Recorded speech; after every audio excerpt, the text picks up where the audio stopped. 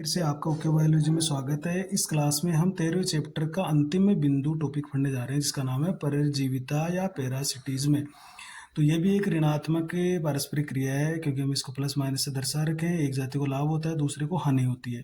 तो ऐसी पारस्परिक क्रिया जिसमें एक जाति को लाभ होता है, दूसरी जाति को हानि होती है, तो उसको परजीविता कहते हैं। ये एक तरीके से परभक्षण के समान ही है। देखिए, तो इस क्रिया, लेकिन इसमें फर्क क्या है कि इस क्रिया में जो छोटे जीव होते हैं, जिनको अपन परजीवी कहते हैं, परजीविता, देखिए परजीवी रहता है बड़े जंतुओं पर, तो जो छोटे जीव परजीवी होते हैं वो अपना पोषण बड़े जीवों, जिसको परपोषी कहते हैं, बड़ा जीव परपोषी है, तो उससे लेते हैं। इसके लिए परजीवी क्या करता है, परपोषी के शरीर के बाहर या अंदर रहकर पोषण प्राप्त करते हैं। परपोषी से पोषण प्राप्त करने के लिए परजीवी जीवों में अनेक अनुकूलन विकसित किए हैं। कैसे? जैसे इनमें जो अनावश्यक संवेदी अंग है उनका अभाव होता है। इनको शरीर से चिपकने वाले जो अंग होते हैं, चूसक या जिसको आसंजी अंग कहते हैं, उनकी उपस्थिति होती है। इनमें पाचन तंत्र का अभाव होता है, क्योंकि पाचन तंत्र के इनको पचा पचाया भोजन मिल जाता है, तो कोई आवश्यकता नहीं है। और इनका जीवन चक्र वो जटिल होता है, प्राय इनका जीवन चक्र जटिल होता है। तो ये सभी अनुकूलन इन्हें विकसित कर लिए, जो इनके परजीवी के अनुकूलन है। परजीवियों का जो जीवन चक्र होता है उसमें एक या दो मध्यस्थ पोषक अथवा रोगवाहक शामिल होते हैं, तो क्योंकि इसका जीवन चक्र जटिल होता है। जैसे मानव यकृत प्रणाब है, जो ह्यूमन लीवर फ्लूक है, वो एक ट्रिमेटोड परजीवी है। ट्रिमेटोड परजीवी है, जो प्लेटिहेल्मिन्थेस का एक वर्ग है, चपटाकृमि है। तो ये अपना जीवन चक्र पूरा करने के लिए दो मध्यस्थ पोषकों का, यानी घोंघा और मछली पर निर्भर करता है। तो यहाँ पर ये प्रश्न बन जाता है कि मानव यकृतकृमि के दो मध्यस्थ कौन से हैं? घोंघा और मछली। याद कर लीजिएगा इसको, घोंघा और मछली यानी स्नेल और फिश। तो ये दोनों मानव यकृत प्रणाब के या लीवर फ्लूक के दो मध्यस्थ पोषक होते हैं। इसी में ये अपना जीवन चक्र पूरा करता है। इसी तरह से मलेरिया रोग का जो परजीवी है प्लाज्मोडियम, वो को दूसरे परपोषियों तक फैलने के लिए रोगवाहक, जिसको अपन मादा एनोफिलीज मच्छर कहते हैं, उसकी आवश्यकता होती है। इसके बिना ये जा ही नहीं सकता। देखिए, अधिकांश, हमने नोट डाल के लिखा है कि अधिकांश परजीवी होते हैं वो परपोषी होस्ट को नुकसान पहुंचाते हैं, क्योंकि उसके शरीर के अंदर बाहर रहेंगे तो नुकसान तो होने वाला है उसको। ये परपोषी की उत्तरजीविता, यानी उसको आगे उसके जीवन जीने की दर है या जीवन क्षमता है, उसको, उसकी वृद्धि को, उसके जनन को कम कर देते हैं। उसके समष्टि घनत्व को ये घटा देते हैं। उससे परपोषी को कमजोर बना देते हैं, ताकि वो परभक्षण के लिए अत्यधिक असुरक्षित उसको बना देते हैं। यानी परजीवी को कोई नुकसान नहीं हो, इसलिए वो परपोषी को ज़्यादा से ज़्यादा कमज़ोर बना देते हैं। तो ये सारे इनके नुकसान होते हैं परजीवियों से। अब आगे अपन पढ़ रहे हैं परजीवियों के प्रकार। देखिए, दो प्रकार के परजीवी होते हैं। एक तो बाह्य परजीवी, जिसको अपन एक्टोपैरासाइट्स बोलते हैं। तो एक्टो बाह्य यानी शरीर से बाहर रहेंगे। तो ऐसे परजीवी जो परपोषी के शरीर के बाह्य सतह पर रहकर अपना पोषण प्राप्त करते हैं, तो उनको बाह्य परजीवी कहते हैं। जैसे मानव के सर पर जूं पड़ी हुई है, तो मानव पर जो जूं के समूह होते हैं वो बाह्य परजीवी के हैं, क्योंकि शरीर के अंदर नहीं जाती है, बाहर रहती है। इसी तरह से कुत्तों पर जो चींचड़ियाँ या जो टिक्स लगे हुए होते हैं मवेशियों पर, वो इसके उदाहरण है। इसी तरह से समुद्र की मछलियाँ पर कॉपी पोड से जो जीव लगे रहते हैं, तो ये सारे शरीर के बाहर रहकर उससे पोषण लेते रहते हैं। इसी तरह से एक पौधे का एक उदाहरण है, जैसे अमरबेल है, कुस्कुटा है। ये एक परजीवी पौधा है जो प्राय बाढ़ पादपों पर वृद्धि करता है। जो बाढ़ बनाते हैं उन पौधों पर फैला रहता है। ये परपोषी पादप से अपना पोषण प्राप्त करता है। तो विकास की प्रक्रिया के दौरान क्या हुआ, इसने अपने आप को परजीवी बना लिया, जिससे अमरबेल ने क्या किया, पर्णहरित और पत्तियों को समाप्त कर लिया। इसमें जो पर्णहरित था, भोजन बनाने वाला, और जो पत्तियां थी वो समाप्त हो गई है, क्योंकि इनको इसको जरूरत ही नहीं है। तो ये परजीवी के रूप में रहता है पौधों पर। तो ये प्रश्न यहाँ पर आ सकता है कि ऐसे पौधे का नाम, परजीवी पौधे का नाम बताए, तो उसका नाम क्या हो जाता है, अमरबेल। और आपको बाह्य परजीवी का उदाहरण, परिभाषा और उदाहरण पूछ सकता है।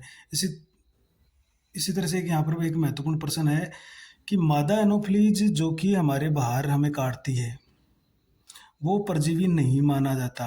देखिए, मादा मच्छर को, जो एनोफिलीज मच्छर है जो हमें काट रहा है, उसको परजीवी नहीं माना जाता है। हालांकि जनन के लिए इसको हमारे रक्त की आवश्यकता होती है, फिर भी इसको क्यों नहीं मान रहे हैं अपन?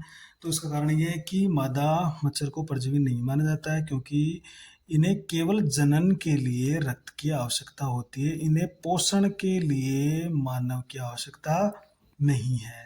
तो कोई भी परजीवी पोषण के लिए रहता है।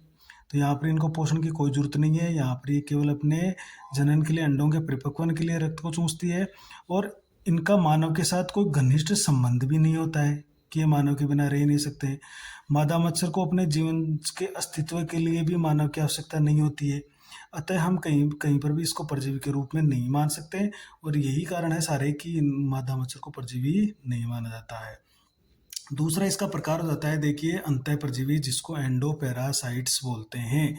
तो ये ऐसे परजीवी होते हैं जो प्रपोसी के शरीर के अंदर रहकर अपना पोषण प्राप्त करते हैं, तो उनको अंतः परजीवी कहते हैं। जैसे पिताकृमि है, गोलकृमि है, एंटमीबा है, प्लाज्मोडियम है, ये सारे शरीर के अंदर चले जाते हैं। तो ये आंतों में चले जाते हैं, ये जैसे ये आपका लीवर के अंदर चला जाता है, या आरबीसी के अंदर चला जाता है प्लाज्मोडियम, ये सारे के सारे यहाँ आंत के अंदर चले जाते हैं, आंतों में, तो वहाँ अंदर रहकर अपना पोषण प्राप्त करते हैं।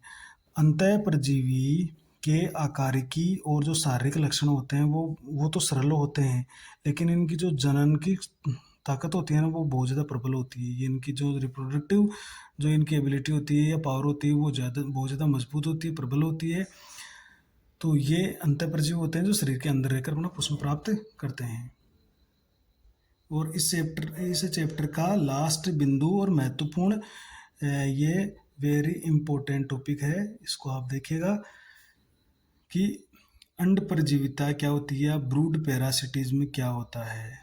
देखिए, तो ये एक ऐसी परजीविता है जिसमें परजीवी पक्षी अपने अंडे परपोसी के घोंसले में दे देता है। देखिए, परजीवी पक्षी परपोसी के घोंसले में अंडे देता है और परपोसी को उन अंडों को सेने देता है, यानी इनक्यूबेट, उनको टेम्परेचर देने के लिए वो उसको देता रहता है। अंड परजीविता परजीविता का एक लुभावना उदाहरण है, ये याद रखिएगा, इंपॉर्टेंट बात है ये। जैसे हम देखते हैं कि हम कई बार सुनते भी हैं कि कोयल अपने अंडे कोए के घोंसले में दे देती है, तो ये अंड परजीविता का उदाहरण है। तो कोयल जो कि एक परजीवी पक्षी है, ये अपने अंडे, जो कौवा होता है जो कि एक परपोसी पक्षी होता है, उसके घोंसले में देती है, और कौवा उसके अंडों को सेता रहता है। विकास की प्रक्रिया के दौरान कोयल के अंडों का आकार और रंग कौवा के जो अंडे होते हैं उसके समान हो गया है, जिससे क्या होता है, कौवा द्वारा कोयल के अंडों की पहचान नहीं होती और वो उन्हें अपना समझकर सहता रहता है। तो एक बहुत ही महत्वपूर्ण ये एक परजीविता है, ब्रूड पैरासिटिज्म या अंड परजीविता, जिसमें एक परजीवी पक्षी परपोसी के पक्षी के घोंसले में अंडे देता है। और इसका उदाहरण है कि कोयल कौवे के घोंसले में अंडे देती है, और ये अंड परजीविता का उदाहरण है। तो इसी के साथ अपना जो 13वां चैप्टर है वो पूरा होता है। तो इसको आप लिख सकते हैं और पढ़ सकते हैं। यहाँ से 4 नंबर के प्रश्न बोर्ड परीक्षा में पूछे जाने वाले हैं, एक नंबर का प्रश्न और एक 3 नंबर का प्रश्न यहाँ से आने वाले हैं। तो इसको आप जरूर ध्यान से पढ़ लें, और ऑल द बेस्ट सभी विद्यार्थियों को। और अंत में ये कहना चाहूँगी, परीक्षा होने के बाद आप अपने रिजल्ट को अपने मैसेज के रूप में मुझे ज़रूर बताएं। थैंक यू और ऑल द बेस्ट।